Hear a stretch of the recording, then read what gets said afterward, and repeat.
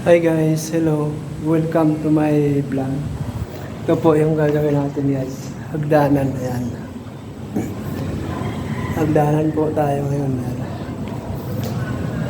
I-share ko lang po sa inyo yung gagawin natin hagdanan. Kung paano layout, yan o. Text po natin yan. Ayan. Po.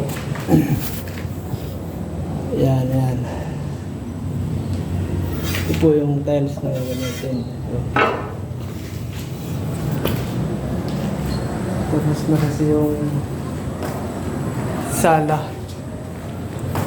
Yan. Pati yung CR. Tapos na po. Yan. Update ko lang sa inyo yung mga natapos namin nung nakaraan linggo. Pati ito. Iris.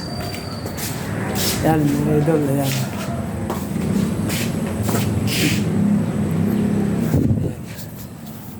Yan po yung mga natapos namin. Nakaraan linggo yan, mga idol, ah. Ito pa. Yung baba.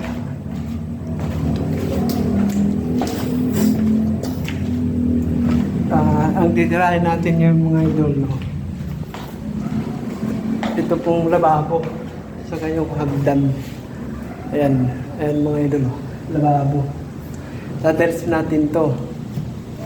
Ayan. Maliit lang yung lababo. Simple lang. Ayan naman yung hagdan. Ilililayout natin. Tapos ito yung CR na tinapos namin nung nakaraan. CR to sa baba mga idol. Ayan. Sa CR sa first floor. Maliit lang yan. Yan o. Ito naman po yung lababo. And kwarto po naman. Akong tumira nito mga idol. Yung sala na to. 2 araw lang yan. Tingnan mo naman gaano kalaki yan. Ayun. Ayan o.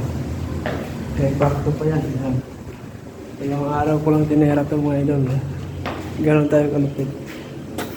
Tapos itong garahe mga idol.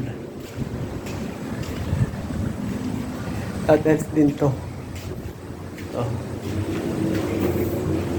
Pero hindi pa alam kung anong tiles ang gagamitin.